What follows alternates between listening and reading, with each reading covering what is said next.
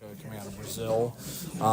He had a wonderful career there, but to bring him, but you're bringing a guy who's former MVP of the league. If not for Messi, he could have been the MVP this last season.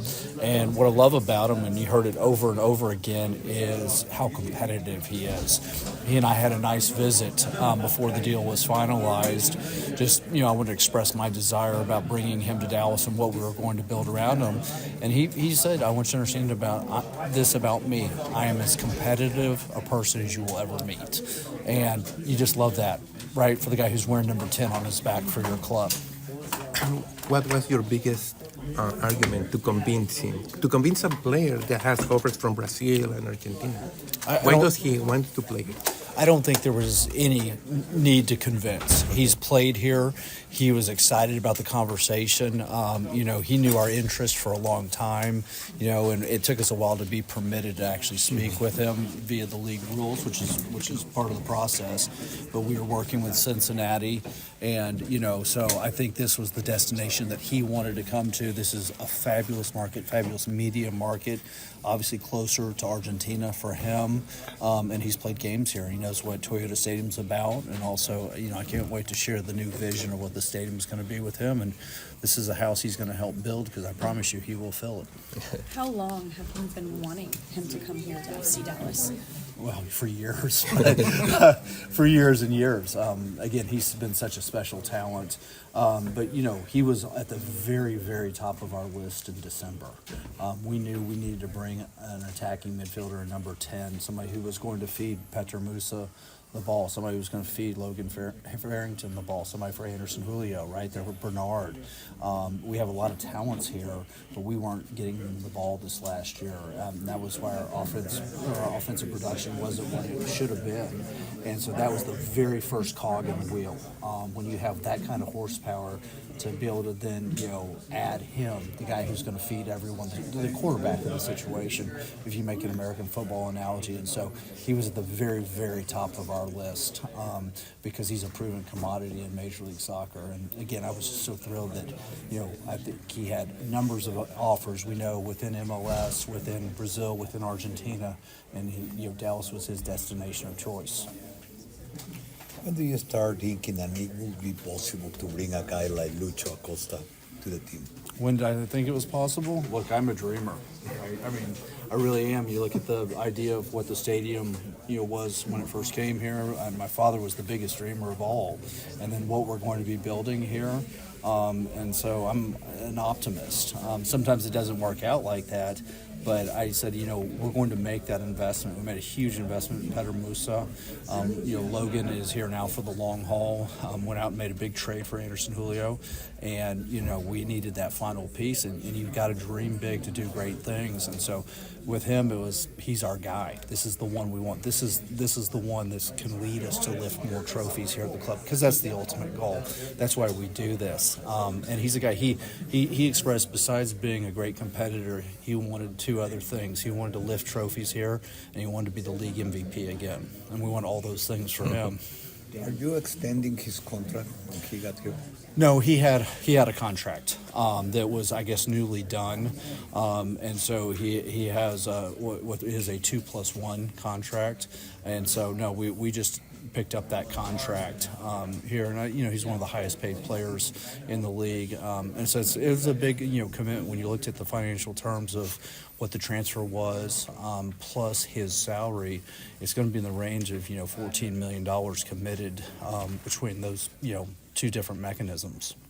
Dan, how big of a shakeup has this offseason been for the history of the club, considering pretty much half of the team was starting last season with players like Jesus Ferreira, Alan Velasco, Sam Junca, Asier Yaramendi. All these were starting players, now gone, Paul Arriola. And obviously you guys are adding new pieces. How big of a shakeup has this offseason been for you guys? Yeah, it was time for change, right? Last year did not meet our expectations, and there were so many wonderful people. You mentioned so many great names, and Jesus has been here since he was 8 at the club, and Sierra was such a great addition, and Paul, great person, U.S. national team player.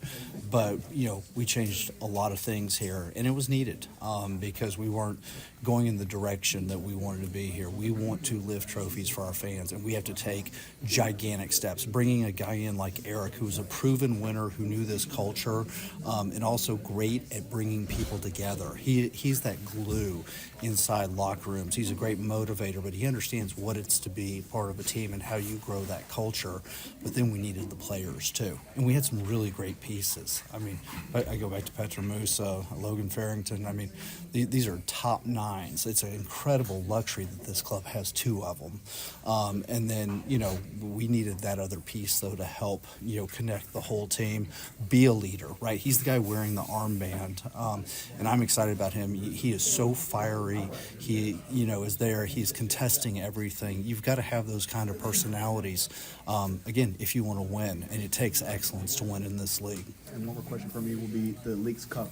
The team is not participating this year. MLS changed the format. Your thoughts on it? The league changes a lot, right? It grows. There are a number of teams. I understand the logic behind it, but I want to play in everything. That's just more trophies to compete for. I think it's a great property. MLS and Liga MX should deserve kudos for that with Apple. I think it's been a really nice, win for all of us there. But I want to be competing. I love playing against the Mexican clubs because it's such a great standard. It's nice to face different opponents too. And so disappointed, but at the same time, we got a couple of things in front of us. Lamar Hunt U.S. Open Cup. Obviously, you know what that means to us. Supporter Shield, which we've won, and then the big one, right? We're here to win MLS Cup, and I want to play in CONCACAF Champions League next year. And they said it during the press conference. This is not a one-and-done fix with these guys. The contracts we're offering plus the additions we're chasing, this is going to be a roster that's going to be built for the next couple of years. You will not see large changes going forward, but we scouted so hard, worked so hard. The hours that Andre and Leo and everybody put into this, Sandro, that to build this team that we can keep together. We've been through the salary caps, looking at what next year looks like in the years in the future, so that this is we're going to build a long-term winner here. Is there a world in which you could have seen players like Jesus Ferreira and Paul Arriola staying here, considering the direction you all want to go? Did it just not fit in terms of cap means? What was kind of the decision-making behind that? No, our hand wasn't forced with them. Given their contracts, we were always very thoughtful about the salary cap. Teams, it doesn't matter what sport it is, often find themselves in trouble. We hear about this all the time. But no, we built it in a way that we could keep them. But you know what? I think they needed different opportunities, and we needed different opportunities. We think the world of Jesus and Paul is just, such long relationships, and, we wish them well, except when we play them. But it was time for us to make big improvements and changes. And, they both have left a legacy at this club, and I'm proud of them and proud of the people that they are, but it was just time. How do you feel about the team that you have ahead of the 2025 season? And talking about dreaming, do you think this really young team could become that dream of getting the first MLS trophy and bring it to Frisco? I feel great about it, but we're not done. We have a couple more. The ones we're going to add are going to be significant. They're going to be significant contributors. We're not going to accept something because we like it. We're going to love it, and there's going to be a standard of excellence that we expect with these players. We have enough cap space to add a couple really meaningful starters to this group, and we will hope for more experienced players. And here's what I would say about our young players. They're winners. They've done nothing but win, including a lot of them this last year in MLS Next Pro. We're not counting on them to carry us, but we are counting on them to help us get there. And that's how we're going to grow them as players. And that's for the long-term good of this club and also the national team programs. And I think you've seen some good things so far in the preseason. I thought Pedrinho played really well against Houston. I think Nolan Norris is coming along nicely. Diego. These are very talented young players. Anthony. It's just we keep growing these players here. But no, we're not, putting it on them. That wouldn't be fair to them. But what we are putting on them is to compete, to make sure that it. The starters are working even harder to help lift us. And also, these kids will give us minutes, and that's great for the club. Dan, you mentioned the vision for the stadium moving forward. Is there any significant benchmarks that you can say that we passed since we last talked to you? Well, we're finishing up final design right now, right? We had the documents that we do this with, but we're finishing up final design, and then groundbreaking will start at some point in March to get going, get rolling on that. We need to get out of this weather a little bit and get into a better situation, but we're imminently close to kicking this off. But yeah, putting the final touches on design per our design agreement with the city.